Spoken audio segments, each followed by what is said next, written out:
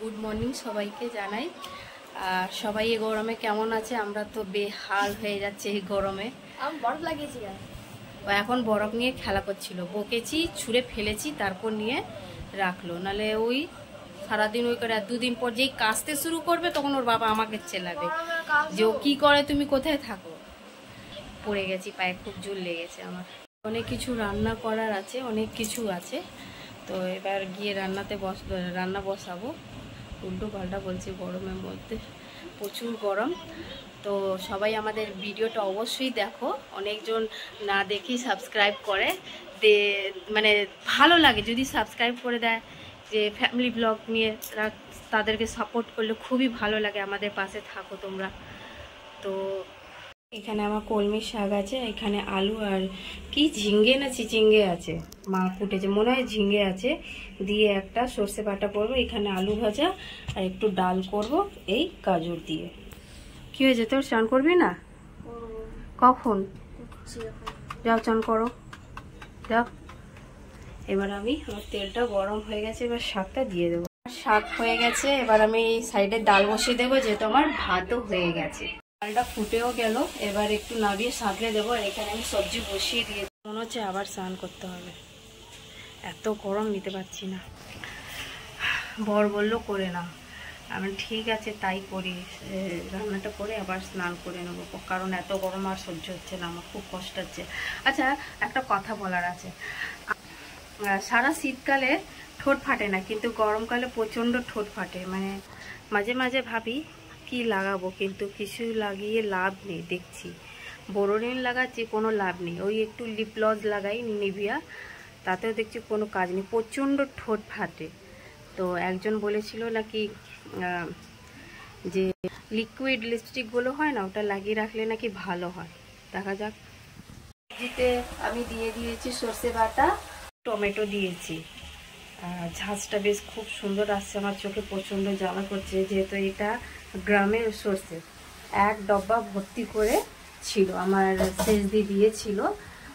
শ্বশুর গিয়েছিল গ্রামে, তো গ্রাম থেকে নিয়ে এসেছিল। মানে এত ঝাঁঝ না এই সর্ষেতে, মানে একটু যদি মাছে বা কিছুতে দিই এত ঝাঁঝ হয়ে যায়, তারপর চোখে তো প্রচুর লাগে। আর বেশি দিই না, অল্প দিই, নাহলে তেতো হয়ে যাবে জিনিস। আর আমি এই চিচিঙ্গে ভাজাতে, তরকারিতে আমি একটু সর্ষে বাটা আর তোমার টমেটো দিয়েছি, খুব ভালো লাগে খেতে। কষা কষা হয়ে গেছে, একটু ভেজে এবার জল দিয়ে দেবো অল্প করে।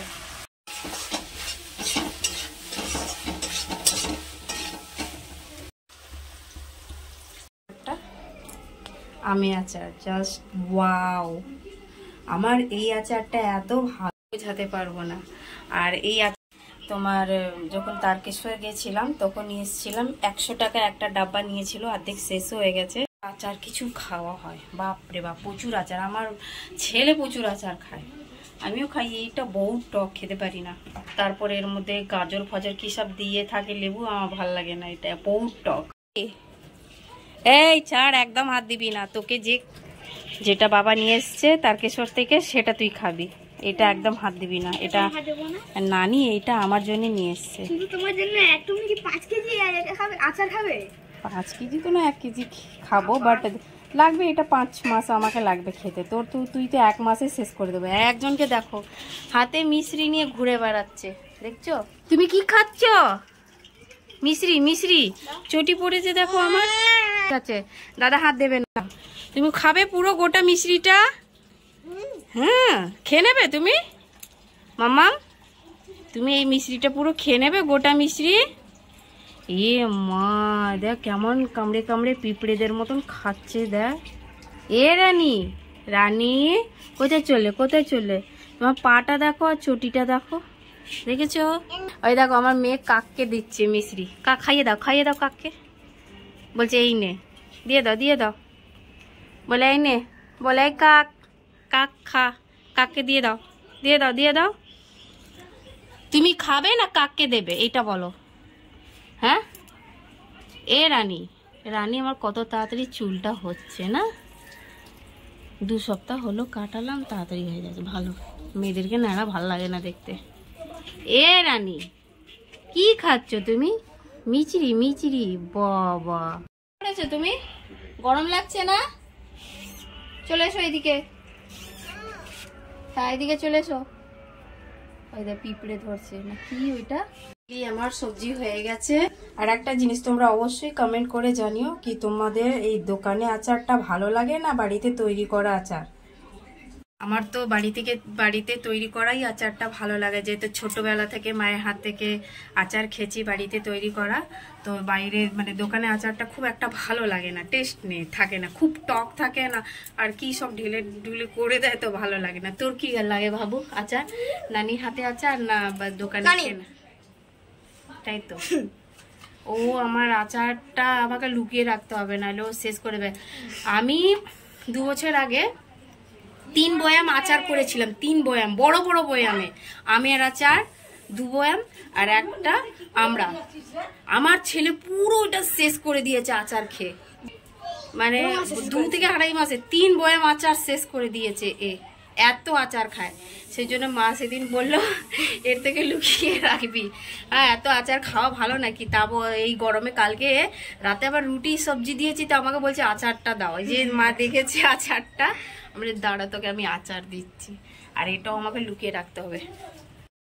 আমার বর খাওয়া বাড়তে গেছে, কাজের কাজ করে দিয়েছে পুরো ডালটা, দেখেছো? হ্যাঁ, কি করলে এটা তুমি? খাবো কি দিয়ে? হ্যাঁ, এটা কি করলো? ওই ও আবার রিমোট ফেলে দিল। হ্যাঁ, তুমি কি করলে গো? তুমি খাবো কি এই খালি তালে এই তরকারি আর শাক দিয়ে? হ্যাঁ, মিস্টেক হয়ে গেল, ভারী মিস্টেক। ছেড়ে দাও, ওই ডালটা তাহলে রেখে দাও মেয়েটার জন্য। আমরা এই একটু শুকনো তরকারি আর এই ভাত শাক আছে খেয়ে নেবো, কিছু করা নেই, ছেড়ে দাও। কি আরো করা যাবে, ভুল হয়ে গেল। হাত থেকে ডালটা পড়ে গেছে। অ্যাকচুয়ালি পড়েছে কিভাবে, এই যে এত বড় যে বোতলটা আছে, ও কি করেছে, ঠিক বাটির সামনেটা রাখলো আর ওই বোতলটা পড়ে গেছে, সেই জন্য বাটি পুরো ডালটা পড়ে গেছে। আর কিছু করার নেই। হ্যাঁ, তো ও খায়নি, আমিও খাইনি, হয়ে যাবে, একটু তো ডাল আছে, তাই না? थोड़ा थोड़ा करके खाएंगे और क्या करेंगे। আমাদের খাওয়া দাওয়া হলো, আর কি দেখাবো ভিডিওতে, তাই না? পড়ে গেছে খাওয়া দাওয়া। আমার বর নিয়ে এসছে স্বপন সুইটসে মিষ্টি দই, আমার মেয়ে খাবে, ও কাউকে দিচ্ছে না হাতে। দই এনা খাও, তুমি খাবে? আগে আমার মামাম খাবে। বাহ বাহ বাহ বাহ বাহ বাহ, ওয়াও, কেমন খেতে মাম্মা? কেমন? ওয়াও,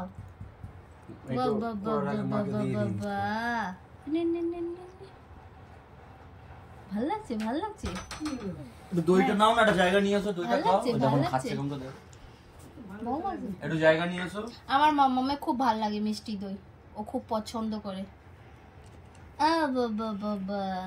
এই তো একবার তুমি খাবে। হ্যাঁ, একবার। হ্যাঁ, ঠিক আছে, তাহলে তোমরা বাপ বেটি খাও, আমরা খাবো না, আমরা তোমার মুখ তাকাবো।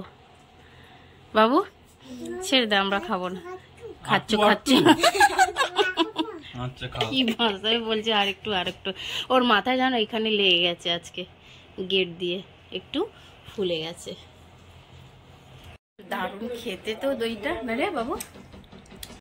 আমার ছেলেকে দিয়ে এলো ফুটবলে প্র্যাকটিসে, আর আমি যাচ্ছি ওকে আনতে, যেহেতু 6:30 বেজে গেছে, ওর 6:45 ছুটি হয়ে যায়।